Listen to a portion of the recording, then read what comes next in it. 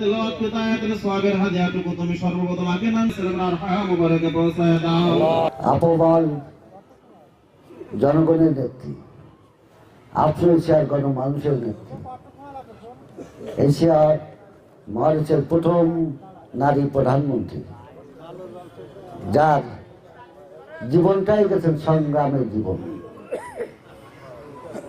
সংগ্রাম করতে করতে করতে করতে বাংলাদেশের মানুষের জন্য বিনা কারণে অন্যায়ভাবে তাকে জেলখানায় পাঠিয়ে নির্যাতন করা হয়েছে। যার নির্যাতনের কোনো কথা আজ পর্যন্ত মৃত্যুর আগ পর্যন্ত তিনি কখনো বলেন নাই, কিন্তু আমরা তার সন্তান হিসেবে উপলব্ধি করতে পারি যে আমাদের মাকে কি পরিমাণ নির্যাতন করা হয়েছে। যেদিন তাকে কারাগারে নেওয়া হয়, হাজার হাজার পুলিশ, র্যাব, সেনাবাহিনী বাধা উপেক্ষা করে আমরা যখন ঢাকা শহরে মিছিল করে তার গাড়িটি আমরা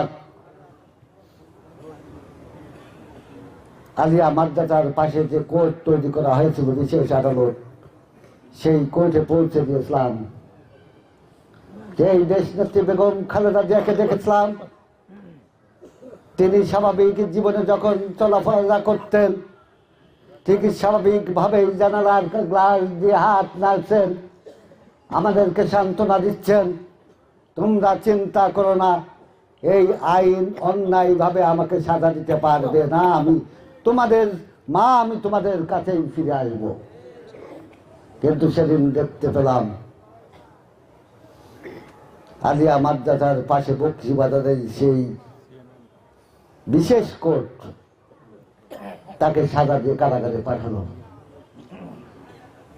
সারা বাংলাদেশের মানুষ স্তম্ভিত হয়ে গেল,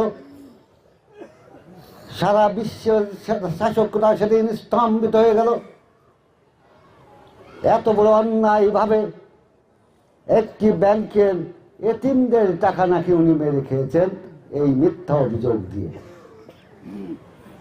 যিনি বিদেশ থেকে যে টাকা পেয়েছিলেন সেই টাকা এতিমদের জন্য এতিমখানার নামে ব্যাংকে অ্যাকাউন্ট খুলেছেন, সেই ব্যাংকের অ্যাকাউন্ট থেকে কয়েক বছরে তার 20 গুণ 30 গুণ টাকা ব্যাংকেই জমা হয়েছে। কিন্তু তারা এই মিথ্যা অপবাদ দিয়ে তাকে সাজা দিলেন, হাসি মুখে কারাগারে চলে গেলেন। যিনি শহীদ প্রেসিডেন্ট জিয়াউর রহমানের স্ত্রী ছিলেন, 1971 সালে 26শে মার্চ জিয়াউর রহমান যখন স্বাধীনতার ঘোষণা দিয়ে যুদ্ধে চলে গেলেন, তিনি তার শিশু 2টি পুত্র নিয়ে চট্টগ্রাম থেকে কখনো নৌকায় কখনো পায়ে হেঁটে পার হয়ে হয়ে ঢাকা শহরে এসে অবস্থান নিয়েছিলেন এই দেশের মানুষের জন্য। তিনি পাকিস্তানিদের কাছে আত্মসমর্পণ করেন নাই, তিনি পাকিস্তানিদের হাতে গ্রেপ্তার হয়েছিলেন, তিনি একজন মুক্তিযোদ্ধা।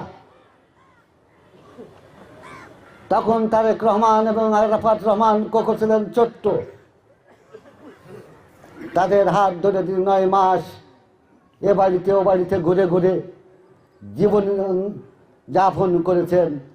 16ই ডিসেম্বর যখন স্বাধীনতা অর্জন হয়েছে, তারপরেই তার স্বামী জিয়াউর রহমানের সাথে তার সাক্ষাৎ হয়েছিল। কি অদৃষ্ট পরিহাস! যে নেত্রী 81 সালে জিয়াউর রহমানকে হত্যার পর তিনি গৃহবধূ হিসেবে জনগণের সাথে মিশেছিলেন, তিনি রাজনীতিতে আসতে চান নাই। এদেশের জনগণ, এদেশের বুদ্ধিজীবী সাধারণ মানুষ ভবিষ্যৎ বাংলাদেশের কথা চিন্তা করে তাকে রাজনীতিতে সদস্য পদ দিতে অনুরোধ করেছিলেন বিএনপি। দীর্ঘ 9 বছর তিনি আন্দোলন সংগ্রাম করেছেন।